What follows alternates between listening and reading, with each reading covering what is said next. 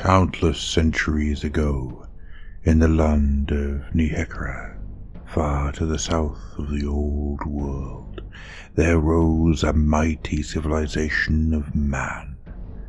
It was at its most powerful 2.5 millennia before the coming of the barbaric hero deity Sigmar, a time when the other men of the world were still primitive and savage.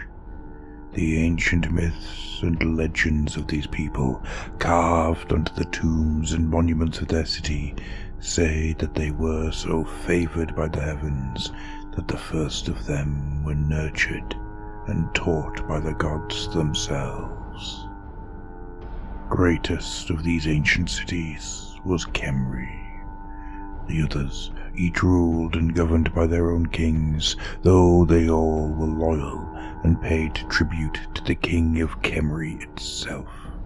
Together, these kings conquered the tribes in the surrounding lands and drove back the greenskins, ruling from the western desert to the eastern sea. At the height of their power, they had expanded and conquered lands as far north as what is now known as the Empire, as far south into the steaming jungles of the Southlands, as well as north and east into the Darklands.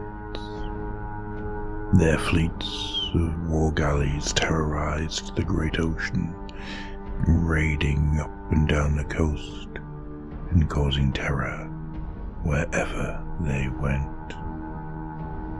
It was Setra, first priest king of Khemri, who conquered the other kings, making Khemri the preeminent city of Nekhekara and beginning the golden age of his kingdom.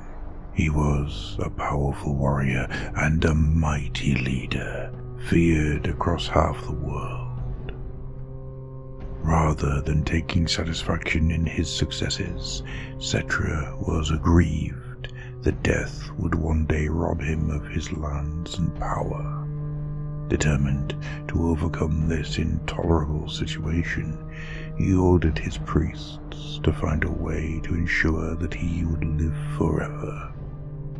Setra was consumed with his quest to find immortality and to live in the paradise he had created for all eternity.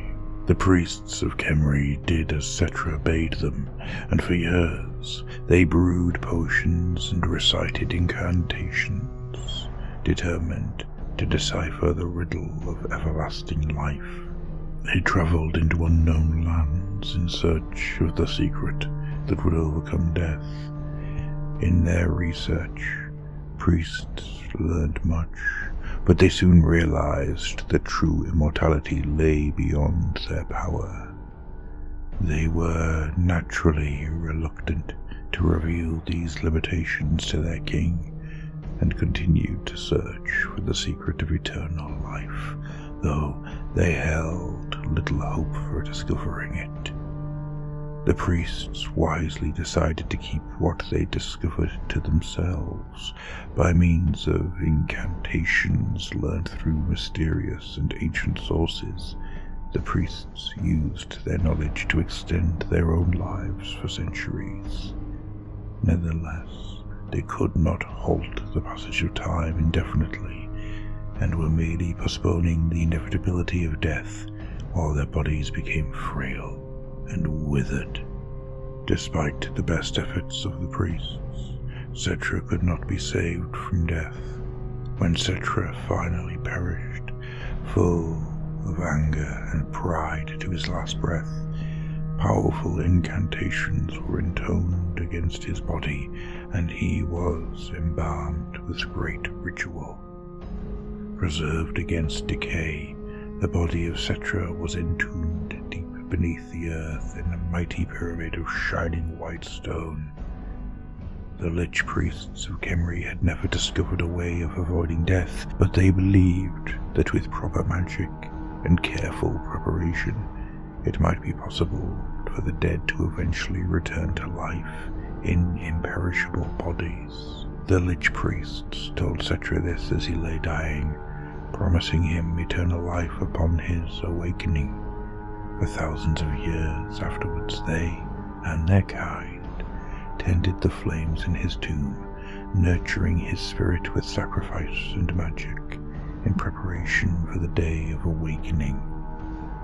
Their lives extended long beyond those of other mortal men, and because of their longevity and unsurpassed wisdom, the lich priests of Khemri enjoyed dominion over the land of Nekhekara, second only to that of the kings themselves. After Cetra came many kings, though there was never one as powerful or influential. Upon their death, these two were entombed within towering pyramids to await when they would awaken into paradise. Over time, the shining cities of the dead outgrew the meager cities of the living.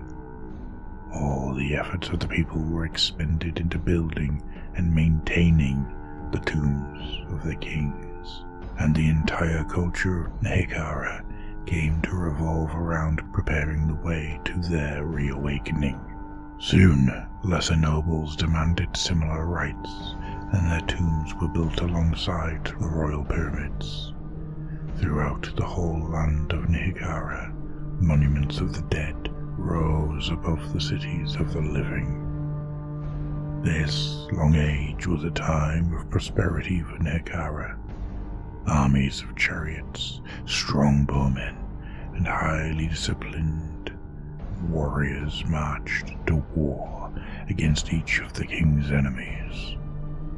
In the west, the crude desert nomads were subjected and their chieftains forced to send tribute to Khemri in the form of slaves, gold, and precious stones. In the north and south, the kings fought many battles against tribes of greenskins and barbaric men. These wars brought much wealth and many exotic materials to build the royal courts. None could stand against the might of Nekhekara, and they ruled supreme across their lands. However, tragedy struck, and the entire society was soon to be destroyed by one man.